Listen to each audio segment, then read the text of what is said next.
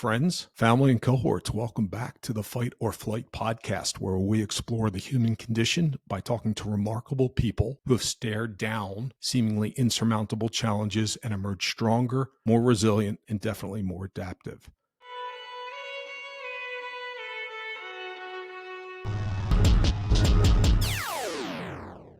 Our guests have been Navy SEALs, three-star generals, physicians, world-class entrepreneur, and today's guest, Philip Freidhoff, is, in my opinion, a synthesis of all of these things. A career path as a nuclear submarine officer in the United States Navy. Responsibilities include reactor chemistry, radiological controls, cryptographic materials critical to our nation's security in a zero-mistake environment. Pivot and earn a position as a vice president of human-centered design, a TEDx speaker, and a leader at Fathom 5 supporting the Navy's advanced tech programs. He has gone from a world built on absolute control to a world that thrives on human-centered chaos. Phil, welcome to the Fight or Flight. Well, thanks, Miles. When you say it that way, it sounds way more impressive than it felt going through it. So I appreciate that. Of course, but look, the bio is remarkable, and I appreciate that it's what you do on the show. And today, what I'd like to care most about is the why. So before we dive in, I'd like to ask you a question, one big open-ended question for our audience and also for myself. Brother Phil, who are you? Where have you been? And where are you heading? Well, so who am I? Phil Freidhoff. Where have I been? The outline was pretty solid. The one thing I'll add just as the little bit of color. So Western Appalachia, Pennsylvania boy. So very used to that little bit more blue collar environment. But then joining the military kind of checks with that background. But the Navy comes with an interesting combination of that command and control culture that you alluded to, but also a lot of fake it till you make it is too strong of a term, but there is a lot, especially coming in as like an officer. My qualifications to be a leader was that I had a college degree and I went through 12 weeks of OCS. And then they're like, here's a division of men, because it was all men on my submarine at the time. You are responsible for them. You're in charge. Go get them. And that's very different from like the senior enlisted service members who honestly I had to lean on a lot because they actually have worked their way up through the ranks and earned that leadership position and know what it means. So as much as I was in charge, they're the ones that actually know how to take care of the division and the tasks. And they kind of have to train the officer how to do that. So right from the beginning is a lot of like, you got to figure it out. And there are a lot of rules that you have to follow. But then jumping over to the Navy's human-centered design projects, it was even more in that world of, we want to make a difference. We're very mission driven. And even now in the position I just started this week, it's still that same thing of there are really hard challenges that our sailors deserve, that all of our military members deserve to have the best tools that we can possibly give them. And it requires a lot of creativity and curiosity to go and find how to connect the need with the actual capabilities and get those things passed over. So if there's been a thread of where I've been, it's been finding where are those gaps and how can I help close them even in a small way. And I hope that's where I'm going to keep going. Even this latest shift was because like there's a very clear need. There's a big sea shift in the way that the military and the Navy are using unmanned vehicles. And one of the things that I think I am particularly good at is seeing that bridge between the very, very human and the very, very technology based. And this is one of those worlds where we're going to have robots in the world with us sometime in the next 10 years. How do the humans show up with the robots and how do we actually work it so that it helps us and doesn't just become a replacement or a challenge that we just have to deal with in our day to day? Remarkable. And I'm deeply interested in talking about robotics and AI. But what I'd like to do is if we could pivot just for a moment back to where you've been, because I think that foundation is fascinating. I'd like to talk about leadership with you. Is leadership an activity by example, or is leadership an activity of listening and learning? I'm probably going to answer a lot of your questions as both because I really don't do well at choosing between two. I think it starts, well, it could be a chicken and egg. For me, it starts with listening and being present with the people that you need to lead, because I very strongly subscribe to leadership as a service that you give to somebody else. And one of the choices you make when you choose to step into a leadership position is that you don't get to be the leader you want to be. You get to be the leader that they need you to be, they being whoever is on your team. And so the only way to know what kind of a leader I need to be is to listen to the people that are choosing to follow me and understand what they need from me. And then you get into that world of, okay, now I need to set the example. I need to show the way. And you start getting into that balance of, when do leaders eat last? When Yep. do you follow the team to make sure that nobody gets left behind or missed? And when do you need to take point and clear the path and either show the way or make it easier for the people coming behind you to climb up after you because you took the front and pushed through the initial challenges? So it's always a little bit of a two-step process between the following and the listening and the clearing and the blocking for your team. In a submarine environment opposed to a civilian, entrepreneurial, or commercial environment, and correct me if I'm mistaken, my understanding is that it's zero fail, absolute control, rigid hierarchy. Is that accurate? Uh, yes, within the grand context of like the mission of the submarine. Yeah. We can't get hit. We can't hit anybody. Right. You're talking about like crypto and radcon. Like, we're all fairly familiar with Chernobyl, Fukushima, 3 Mile Island. Like, Yep. you will not tolerate any mistakes in those domains. But even at the same time, as an officer standing watch on the boat, you can't be at that level of rigidity without shattering. So then you always have those little bit more informal moments of getting to know the people, relaxing into the extremity a little bit. Mm-hmm. There were lots of times on the boat where, because you're not on watch 24/7, it's, you have downtime in small pockets. And like, I'd be riding the stationary bike getting a workout in, and you just realize, like, I am underwater, I am hundreds of feet underwater. But it feels so normal, you kind of lose track of it. So in and amongst that, like, there are moments that it really matters, Sure. but then in amongst those are all those like human people moments as well. Well, let's stay on that people moment for just All right. a second, because the world I live in is full of ambiguity because it's people and art and product. But in the strategic, specific environment, a human error is not just a mistake; it's catastrophic. If we use a wrong color, we just go back to a print job. Right. So, and not to suggest Right. one's more important than the other, like Yeah. respect to everyone, but I recognize that takes a little bit of a different type of leadership. And I'm quite curious that in a world that takes that absolute control, what has that taught you about human nature? What have you learned about yourself? And if I could follow that with, was there a crack or a first constraint that you remember seeing in either your leadership or in this philosophy of a hierarchy of content and control?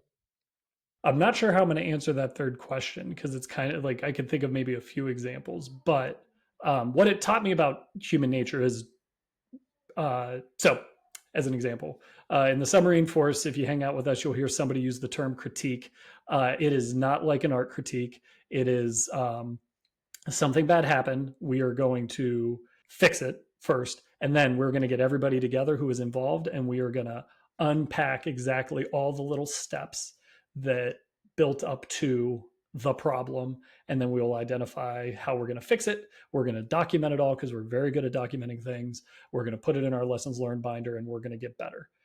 Through going through many of those over the years, and really more even after I got out of the service and really started reflecting on a lot of these, you learn very quickly that, like, there were a couple where a person just made a bad decision and they knew it was the wrong decision, but also I never really saw somebody where it was pure malicious. Like, they just decided to say, screw it, I'm going to do a bad job today. They were tired, they were in a rush, they were stressed because of home life. Like, there's always context around the person that at least provides texture and color to what they were thinking when they made that decision.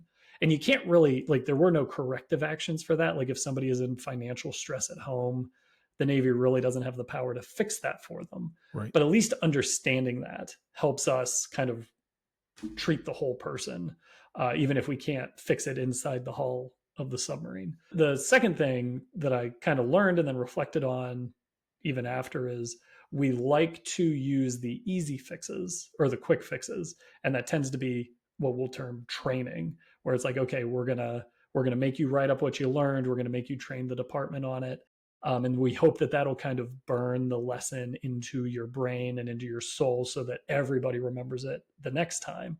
But the challenge with that is like that's kind of because like inside of the hull of the submarine, that's the only real lever that we can pull. There are a few others, but like if there's a valve that's labeled funky or in a bad position, or if there's a high level DoD policy that or instruction maintenance manual thing, like it's really hard to get that changed because you have to chew pretty far up the hierarchy to get to the person who actually owns that change decision.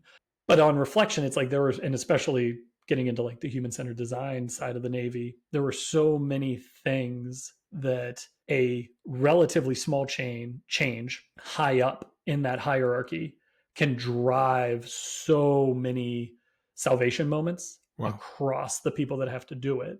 That when I really started reflecting on this outside of the Navy, but still working with the Navy, I was like, you can really see like this feels so small and tedious. It's just bureaucracy and paperwork at like the highest, not the highest levels, but pretty high up and far away from the fight. And yet, that one small change can have massive ripples. Because if you save 30 minutes on a maintenance item, but we do that maintenance item 10,000 times a year, you're saving years of people's lives across the fleet. So those would be the two things that I kind of learned going through those cycles so many times and then kind of reflecting upon it more, even outside the Navy and getting to see where some of those choices got made even before I showed up to my submarine.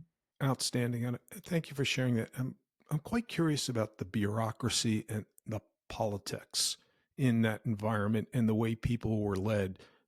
Did you see or experience examples where they became challenges and impediments to improving, but we have to do it because it's the rigor that we're taught?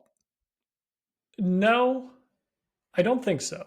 And I won't say that it was like always sunshine and rainbows because it definitely wasn't. But I think that's part of everybody is bought into like we are a high performing organization and people have good days and bad days. You have rock stars and you have folks who, they're the low performer. But even in that world, at the end of the day, everybody has a job. We need every single person. There's only about 100 of us. So even if you have somebody who's kind of frustrating you, you want them to just get better at their job. And everybody's kind of bought into that. So inside the hull, definitely no. Outside the hull, it gets a lot harder. And I think a lot of that just comes from like it is that touch time that you have with people. So inside the boat, we're all working together. We see each other every day. Like everybody's names. Again, there's only 100 of us. But once you get outside the hull and it's like, hey, I noticed this problem in this procedure. I would like to get it changed. Well, you got to route it up to through at least like 3 different levels of people. Some of these people have never met you.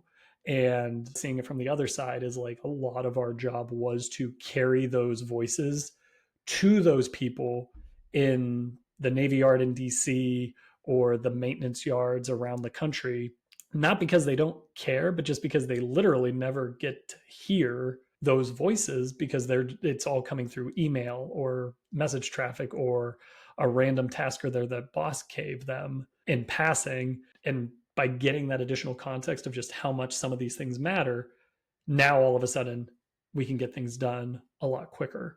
So in that sense, the distance between the person who has to live with the decision and the decision maker does become an impediment. And a lot of like the human centered design stuff was how do we short circuit that distance even for the critical moments to get those decisions to accelerate. I appreciate the way you put that out there, the linear nature from point A to point B. We talk about advice, we give advice, but we always caveat that by we don't have to live with the consequences of our advice. So take it with a grain of salt. So I appreciate the way you frame that for us. Phil, correct me if I'm mistaken, but you're getting a master's in engineering management while also working in the subculture. Is that correct? Correct. And what does a master's in engineering management teach you, and how was it applicable to life as a leader on the sub? So that's a great question. A lot of it was well, and for my specific work that I did for my master's, it was a lot of, for me, a lot around like how do we motivate that human performance to go with the kind of like the system performance of the boat. So data collection, how do you measure that? How do you measure like the level of knowledge of a crew and how it's impacting their ability to execute whatever complex procedure we need to do in the engine room, around the boat. So that was what my specific master's work was around, was using very bad measures of that, because human motivation does not come with any sort of sensor to measure it. You Well just said. kind of have to like guess. Um, Everything's a proxy. But the part that I really enjoyed was then finding ways to like, how do you it, and this was kind of what I did, was just like, how do you reflect it back? Because it almost doesn't matter how good your measure is or isn't. If you reflect it back to them, people start kind of getting into a virtuous cycle of they want to see things get better. And so a lot of times they just need a mirror to be able to see themselves and see what's going well and what's not going well. And they'll find what works for them if you give them a reasonable amount of freedom to do it. So even in the command and control world of the submarine, it's kind of like, hey, I can create a measure. I can show you what that measure is showing, but you're going to have to find within your guardrails what you can do to lift your own individual performance and your team performance. I appreciate that. I want to come back to that because purpose and commonality and cause for a warrior like yourself and a war fighter is quite specific. Safety, danger, threat, so forth and so on. In the civilian or commercial space, that commonality and purpose of cause isn't always shared if the incentives aren't aligned, depending on how cross matrix that org could be. So I want to hit a pause on that, and I want to reflect back on the master's in engineering management as you were getting your Six Sigma black belt and ask a few questions. But before we get there, you finished your tour and you decided to leave the Navy as far as operating within a sub. So you walked away from a massive investment in your nuclear training. Was that a huge bet on yourself? Yes, I think so. But it didn't. It was a hard decision. So Of it's kind of course. like my memory of that decision was not so much like, do I think I can do this? I remember it being more it was truly a decision between a career path and a mission that I loved, and very much like the path of going to be a commanding officer of a submarine, very much aspired to that. But I already had my first kid with a second one on the way. And so it kind of felt like on the other side is, but there's also the dad that I aspired to be, and a couple other family choices weighing in. So it was, I remember it just being an agonizing decision. And that may have masked just how much I was risking or making a bet in the moment, because it felt very much like a values based decision of just, I love both of these things, but I don't think I can do both of them well at the same time. Which way do I invest myself? Nice. And when you use the word agony, did a sense of scariness or fear of failing in the civilian world ever emerge, or was it more the consequences of new family, those responsibilities that were creating the angst for you? I think it was more the second, and it's not so much that I had no fear of failure. It's more of I feel blessed that like the worst case scenario for me wouldn't be all that bad, because it's like if everything totally goes to pot, move home, Nice. relatively big extended family, I can beg a half a house off of somebody and be like, hey, I just got to crash here for a bit until That's I all get back right. on my feet. Like it's there's a decent safety net there. And honestly, my mom would probably be okay with that if she was like, you can move home. It'll be fine. Like, I haven't seen you in, at that point, about a decade. Not really. Like, we see each other at holidays, but going in and out of port all the time, it was like, you need to move home? Absolutely. Now, probably in about 6 months, you'd be like, and now it's time for you to get a job. But so that safety net kind of took away that like absolute fear of what if this doesn't work out? Oh, fantastic. A little bit of a safety net, but not 100% because you still had to perform and carry yourself. But it's nice to have the Right. support. As we say, it takes a community to raise excellence. And so to have that as your nuclear, no pun intended, family is certainly outstanding. I'm really interested in this pivot because I look at design as controlled chaos, as ambiguity, je ne sais quoi, whatever we want to call it. And you make this incredible leap and you trade in nuclear engineering, which seeks one perfect, one right answer, for this world thrives in ambiguity and many possible answers. So, for an officer and a leader trained in zero fail, where failure is catastrophic, as we discussed, in design, it's a tool that we call prototyping and accelerated learning. So, with that statement, what was the single hardest thing you had to unlearn from your submarine days to be effective in the creative field? That is a great question. I actually don't think it was a complete unlearning, but I'll circle back to what kind of came out of the submarine force that kind of resonated. But it was taking it to an extreme. And it was that fact that you have to take ownership of, like, you are going to keep trying to reach the desired outcome, but you don't have a rule book and you really don't have a tremendous amount of control. And you're it's like pure commitment to the goal of, like, you are just going to keep trying different things until you find the one that breaks through. And then the part that's super frustrating to me, because like I have an engineering degree and I do have an engineering biased brain, is like, so then you get to the other side of it. And I was also the operations guy, so I was supposed to be able to like create the processes for repeat success. But in the creative endeavors, when someone's like, okay, so how did you know that this was the right answer? And it's just like, oh no, I didn't. And I don't even know that it is the right answer. I don't know if you repeat my steps that you'll actually get the same result. It is so one-off coincidence of people, personalities, timing, what we happen to eat that day. There are so many variables that the conditions were perfect. It worked. We're going to have to find a different recipe next time. And so, like, releasing that replicability, that instinct to be like, okay, this worked, let's capture it so the people behind us can do the same thing. And it's like, nope, this could have been a one-off. And we have to build up the kind of meta skills so that you can keep finding the one-off solutions. That was different and challenging. Interesting. In an exhausting way or in an exhilarating way? Depends on the week. There are definitely some times where it's like, I really wish this job was a little bit more turn the crank and eat the peanut. Oh, that's awesome. But no, I mean, I did it 8 years and now I'm kind of just continuing to do more of the work. Like, on net, definitely exhilarating. Yeah.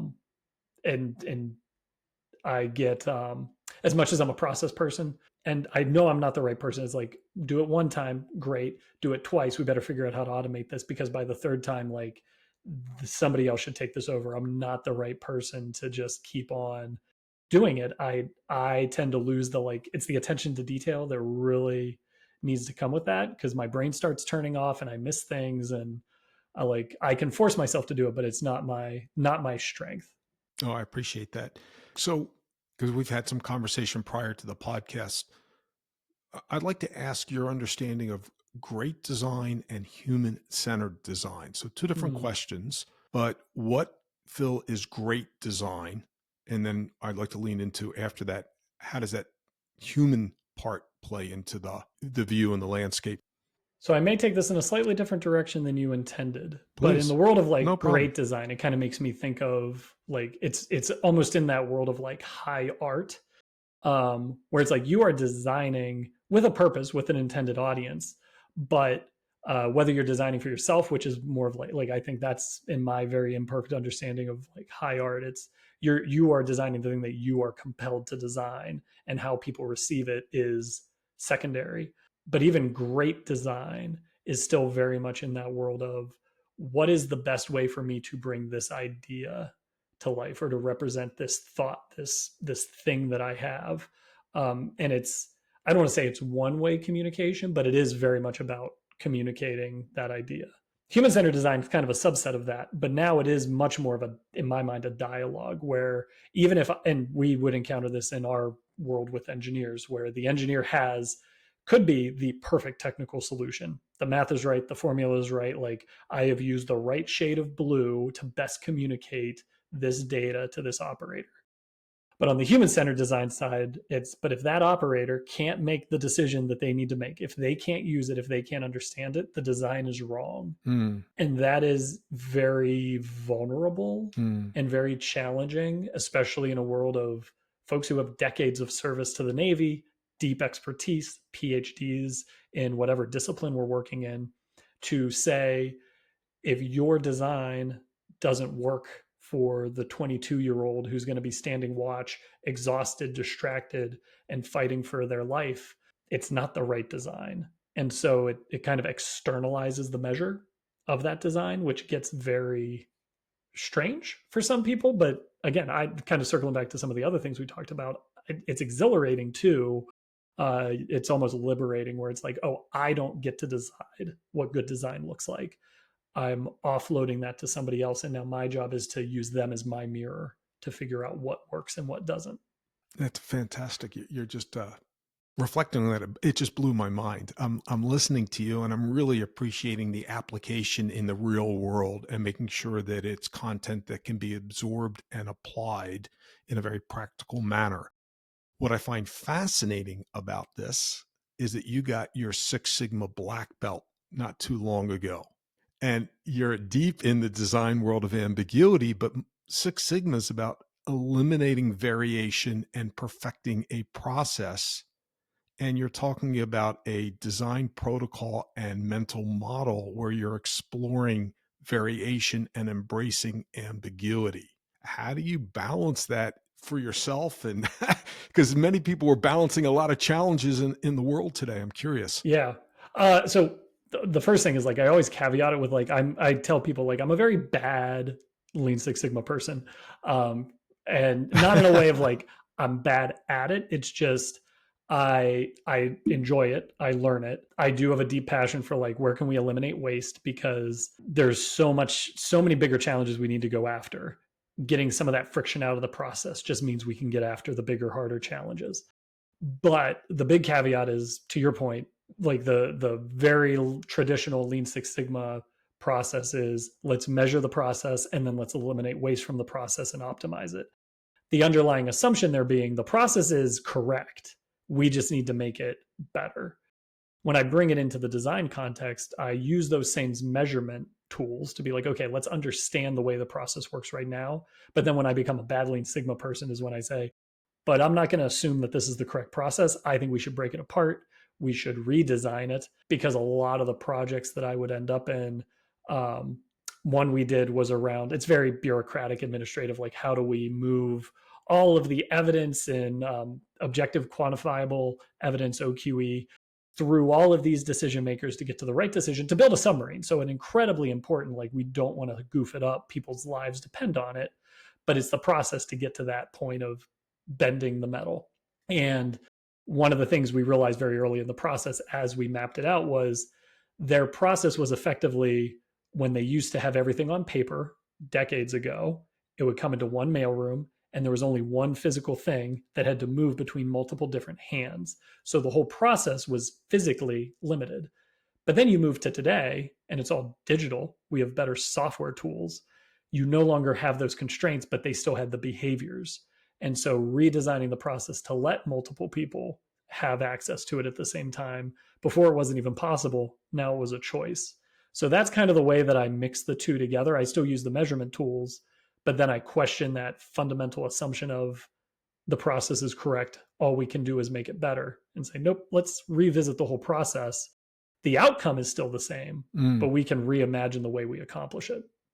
So I'm struggling with something. Maybe you can help me with this. Sure. Are you a process-driven designer or a design-driven process guy? Probably more the second. Design-driven. Yeah. Okay. Yeah, I think so. Because I don't even know if I would call it like, everybody has their creative process, but it's very individualized. And we talk a lot about how it is very non-linear. So even design thinking, 6 basic steps, but you never have to do them in the same order. There is no correct order to it. And so the way I think of process is like, yes, there is an order to the operations and you need to do it in the right order in order to get to the end. That's not true for design. Sometimes you start with building empathy and you just need to understand the challenge. Sometimes you start with just building a prototype because you need to provoke people to think differently. And if you're too beholden to the order you're going to do things in, you miss stuff because you're driving your agenda instead of paying attention to what that person or what that problem needs to fix it. So when you say provoke people to think differently, and I applaud that for a variety of reasons, and not because I'm a contrarian, is it fair to suggest that you're then introducing chaos back into a control-based system? Yes, it's a very strong way to say it, but you're definitely and I think really good prototyping. And when we talk about rapid prototyping, the the goal is not to be correct. The goal is to learn. And maybe this is just because I'm a masochist or because I struggle. Stop. Um, but like I find it really hard to learn from people saying they like something. And actually, one of the senior designers, he will go on a rant where he's like, the worst feedback you can receive is I like it because I don't know what to do with that. Does that mean double Right. down? Does that mean you just don't want to offend me?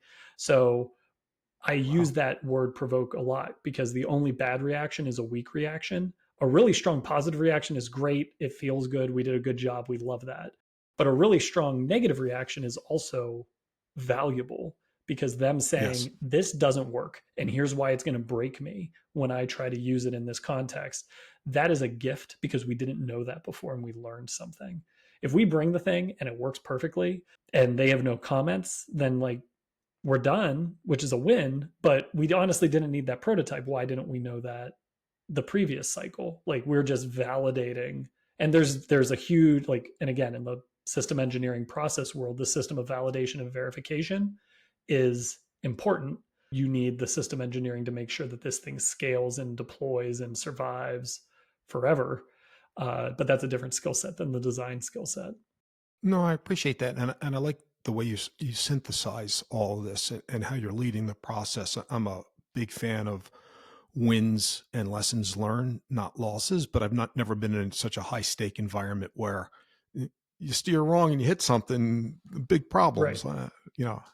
I missed forecast. Okay, I got to buy more. I got to liquidate Right. something. It's not. It's not.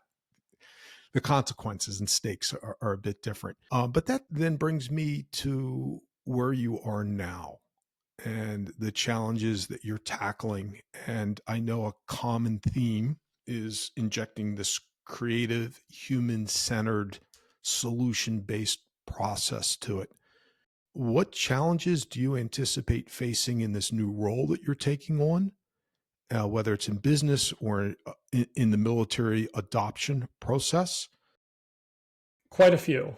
Uh, try to bend them up a little bit. I think the one big one is it's not that we're strapped to like a single technology, but this is a very there's like AI and robotics. There are going to be a lot of things that just can we even make this work? Whereas human behavior, even if the That technology isn't the right solution, you have policy, rituals, so many other things. wow. Whereas this one is very much, hey, like if the technology doesn't work, we may have to like change some big assumptions. So it's a little bit more constrained in that sense, which is very very different. And then the other challenge that I know I'm going to face, and you saw this when you spent some time with us, is just the magic of the culture that has grown up. There's been lots of change outs. We've learned a lot, but there's also really deep roots that build up into that culture that helps us weather those really big storms of, okay, we have to try a seventh approach because the first six didn't work. So building Hmm. up that resiliency and that creative culture is going to be, it's always a challenge. This is just, it's kind of a fresher challenge because we're going after something new, and it's exciting because we're going after something that we believe nobody else has gone after before. But it also means that we're not sure what skills, depth of resolve we're going to need at any given point in time, and we're going to be making it up as we go again. Well, in this new role, is it about providing solutions that would then be specified, or is it bringing finished product that then has to be adopted? Probably a little bit more of the latter. Like right now, we're figuring out like what is needed, what is valuable, what's Okay. actually useful and usable to our service members. And then the very first project, we were just figuring out a lot of what it is. And then we joked about like, then we started building processes to repeat parts of it because there are some things that we do many, many times across multiple projects. And so I expect this new role will start shifting to that mode of, okay, now we found these things are useful and usable. How do we make those easy to deliver? How do we make it so people don't have to think about it anymore and they can just take the goodness without having to do all the push-ups to get it to work? But there's still always going to be new challenges coming in. And it's I think it was a Brit. I want to say it was like Lord Alfred Whitehead quote that civilizations advance based upon the number of complex things they can accomplish without having to think about them. And it's very Wow. much going to be that process of, I have a sailor who's going to have a robot. In the ideal world, that sailor will not have to know exactly how every single piece of that robot works. They can just tell the robot, go look around that corner, tell me if there's a bad guy there. But we're very far away from that level, and it's kind of like self-driving cars. We thought that was going to be solved sooner than it is. It turns out we can probably do 80% of it pretty well right now, but you always have that challenge of a kid running out between two parked cars chasing a ball. If you and I are driving and we see a ball bounce out, we know there's probably a kid or a dog about to come and we hit on the brake. But Wow. how do you build that level of knowledge and trust into all these machines we're going to be working with? And you start talking about those Navy contexts and that zero tolerance risk environment. There's a lot of things that we can help chew away some of the basic stuff, some of the things that, like, when somebody is tired, we don't want them to have to spend their energy on those things because we want them to save that energy for those really hard. Is that guy pointing a flashlight at me, or is he looking to line up a shot? Wow. As you frame that, I really appreciate it. I'm thinking, reflecting back to your LinkedIn page where you identify solving gnarly, GNARLY, gnarly problems. And I'm like, wow, this is really something I can almost visualize. One of those inflection points being human versus automated or machine. And I'm keen with what you're doing because you're almost part mystic where you have to build for endurance and the future, but you have to stay grounded in the, as you put out to us earlier, people have to absorb, they have to understand, and they have to implement before we can get where that desired end state. So this really comes down to an exquisite level of leadership in both extremes. So I salute you. I really appreciate what you're balancing. It's very, very Well, cool. thank you. Yeah. Um, people power, community. I'm going to pivot for a minute. How do you know when to coach or to be the coach? And how do you do it in an environment where you recognize that a great solution might get killed for a political or budgetary reason you can't control? So taking the first one around coaching, we leaned very hard into a coaching culture, and that's kind of my bias when it comes to leading, especially as I got into like the operations role for the program, and really uh, that's because, kind of back to where I don't know what recipe will be repeatable for somebody, so I can't just instruct them. I can't just tell them follow these 7 steps and you'll have a successful outcome. So coaching is that shift where you're asking more questions and you're helping that person develop their own skill set. And I honestly think some of the best coaches, even in sport, are the people who struggled at the sport. They almost Mm, very rarely, it's often not the superstar who becomes the amazing coach, because I think when you have to work at it more, you become aware of what can be worked on. You can decompose it into smaller chunks, and then you can start doing drills to grow those things.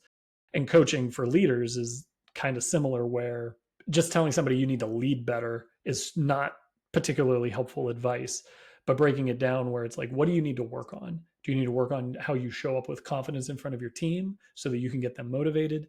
Do you need to work on your brevity, your clarity? Is it in written communication? Is it in verbal communication? Like, we can really get down into the niches and identify where do you want to work. And it also makes it more approachable, because if you have to fix everything, you're just going to get tired. But then the second bit of that coaching role is being that mirror to that other person, where it's like, okay, now that I know that you want to work on your brevity in meetings, I'm going to sit there and I'll be like, you used 57 and a half words to say something that should have been 2. Did you even notice that? Because it's honestly not like the coach is not your accountability buddy, but by giving that reflection, now it's all about self-awareness. Now you start becoming aware, like, oh yeah, I did I did it. I'm doing it over and over again. It almost doesn't matter why, whether it's to help you process or just because you're trying to fill the white space so your team isn't uncomfortable. But you be that mirror, they start building that self awareness. Now they start becoming self serving. Now they can start being aware and breaking that rhythm for themselves. And then all of a sudden we stop coaching about it and we move on to the next problem. But they have that deeply built inside of them. And that way, whether it's they're briefing a 3-star admiral, they're briefing a senior executive, it almost doesn't matter the context anymore. They've built up the skills to navigate it. So since I can't give them a recipe, I can give them that self-awareness. And I think that's the job of a good leadership coach. And in that environment, those constructs, what's more important, IQ or EQ? I don't think you can overbias to either one, but I think EQ tends to need more attention, mostly because I think like for a long, long time, we've kind of known what IQ is. And I also come from a world where a lot of people have engineering degrees, so they tend to be high IQ individuals on average anyway. Um, and the EQ tends to get talked about less, but I think you need both because if you're in the conversation and you can't grok, like, what are we talking about? How do the mechanisms work together? Which is a little bit more IQ. It's going to be real hard to engage. You just don't even know what parts of it exist, what's real, what's like, it's just hard to stay oriented in that space. But then the EQ piece, and especially as a leader on the team, is being able to take that step back and kind of pay attention to the team. And honestly, this is where like any leaders who can go through a facilitation course or just think of their job in leadership as facilitation, when you learn to pay attention to a group and recognize like that person hasn't talked, but they're engaged. How do I side up next to them and get their inputs onto the table? Because there are lots of introverts in the world. I identify as an ambivert, which is weird for people who see me on my day-to-day job because I do tend to be talking a lot. But like when you have a really deep introvert, that person is thinking deep thoughts. But if you want to get it out, you're going to have to pull it or give them a very clear opportunity to give it. Great feedback. Thank you. Yeah, I struggle with this. I sat in a cohort not too long ago that was diving deep into the future. And we got deep into development this and tech that. And I'm like, where's empathy in this conversation? Where are human values? Where are these touch points that get people and communities to move? And it was like I was speaking a language everyone understood, but in the context of the conversation, no one really cared about because the problem was quite significant. So the way you approach this was awesome. It gives me a second question for you. And if you don't want to answer it, that's perfectly fine. But I love the word gnarly that you used. And as you look ahead and the gnarly problems in our world today, from global instability to the socioeconomic divides, in your opinion, which framework gives you more hope for the future?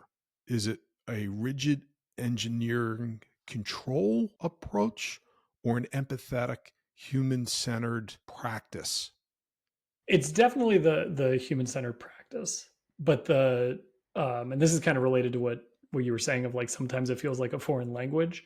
I think we want to control things, but sometimes like there's negative. I want to control this thing because I'm a micromanager. But in the positive sense of like if you're going to take ownership and responsibility, you don't want to take responsibility for something that you don't know at least how to influence, which is a softer version of control, but still control. And I think the thing that developing EQ, giving ourselves the language, and I like the language of ritual, and I talk about it with my teams of we know how to engineer a computer system to provide servers, to support applications, to get a ride with somebody who I've never met to show up at my house and take me to the airport. We know how to build that. We know how to measure that. We know how to control that. We don't feel as confident that we know how to structure rituals, build up behaviors, hold each other accountable, and create those repeatable behaviors that would allow a community to self organize, get after a challenge, and deliver it. And sometimes that's because we want central control, like we want Washington, D.C. to be able to make some of these decisions.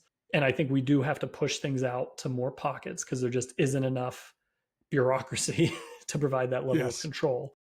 But even on the computer side, we're seeing a lot of stuff getting pushed out to our iPhones, like the AI models on like small language models getting pushed out to the edge because we started central and we're realizing there's a lot of opportunity to push it back to the edge. On the same side is giving ourselves those tools to say, no, we actually do know how to talk about rituals, talk about practices, talk about the repeatable behaviors, and that language of accountability to say, I don't need a lawyer to tell us whether you were wrong or I were wrong. We can figure this out on our own. And that can be Yes. as small as within a family dynamic, where we never want lawyers involved in that. And for some reason, it's like, but as soon as we leave our four walls, we kind of want external control. We want it to help alleviate some of that anxiety and that discomfort of just having to be vulnerable with each other. But when you can build those spaces, I don't want to get Pollyanna-ish and say that like the possibilities are limitless, but there are lots of things that a relatively small group of less than 100 people who share a community and want to make a difference, there are very few things that they couldn't impact in their sphere that sometimes I think we end up we trip ourselves up because we then want to say like, but how do we bring this goodness to the whole world?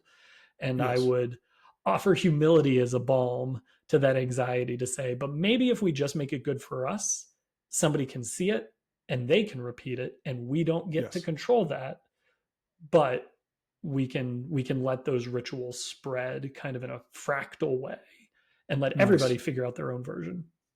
Nice.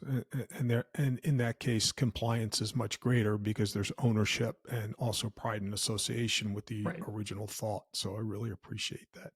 And they tend to fit better Yeah. because people get to build them for themselves and they can Yes. change it as they need to. To your point, it morphs to whatever the specific need is, but you have the foundational work that's already been done. Really well said. All right, brother. We're hitting the last segment. Yeah. I title this the firing line just because I think I'm a comic, but I'm really not. All jokes aside, I'd like to hit you with 20 rapid fire questions, and I'd like you to give me your gut reaction, 1 or 2 word answers if you can, no explanation, and let's just see where you land. You ready? Ready. All right, brother. Coffee or tea? Coffee. Book or podcast? Book. Villanova or Old Dominion? Villanova. Submarine or design studio? Probably a submarine. Nice. Here we go. Clarity or creativity? False choice. Okay. Six Sigma rigor or design thinking chaos? Design thinking. My man. Facilitator or decider? Facilitator. Lead from the front or lead from the rear? It depends. Okay, well said. Situational. A loyal team or a talented team? Loyal. Nuclear submarine or a NAVC bureaucracy, which was more suffocating? Bureaucracy. Data driven or intuition driven? Intuition. Love it. My brother's come to the dark side already. Classified work that matters or public work that gets recognized? Work that matters. Work that matters. Amen on that.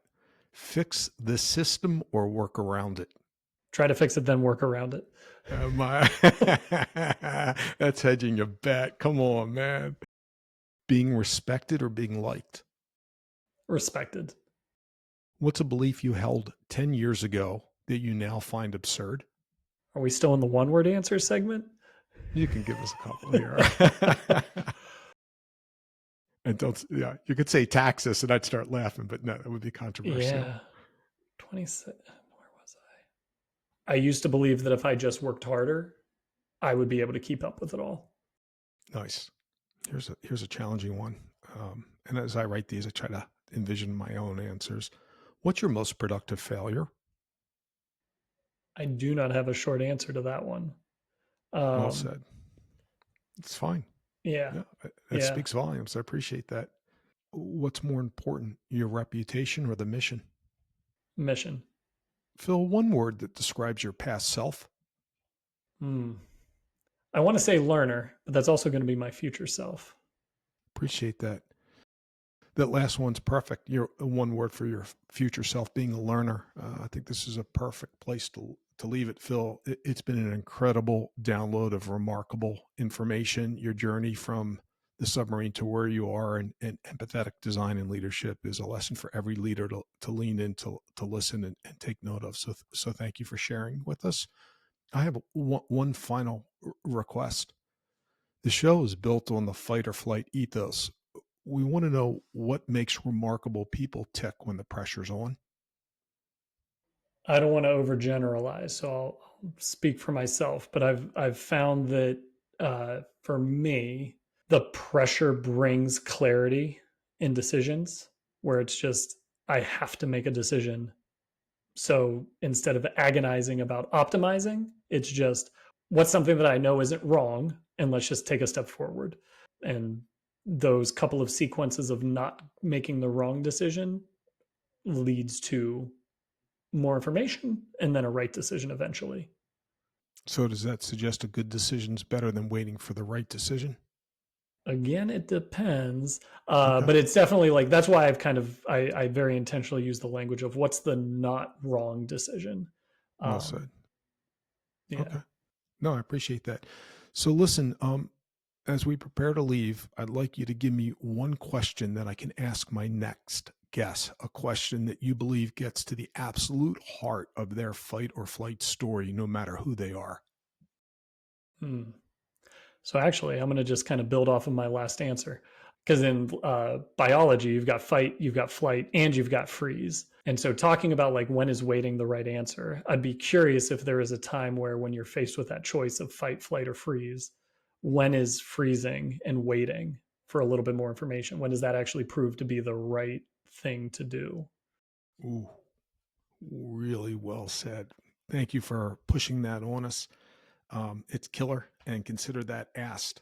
Phil, thank you for your time. Thank you for your service. Thank you for your candor today. It's been a blessing to have you in my circle, and I'm really grateful for all that you're doing for us and for the design community. Well, thanks, Miles, and thanks for inviting me on. This was a blast. Of course, friends, family, and cohorts, that's a wrap for this afternoon.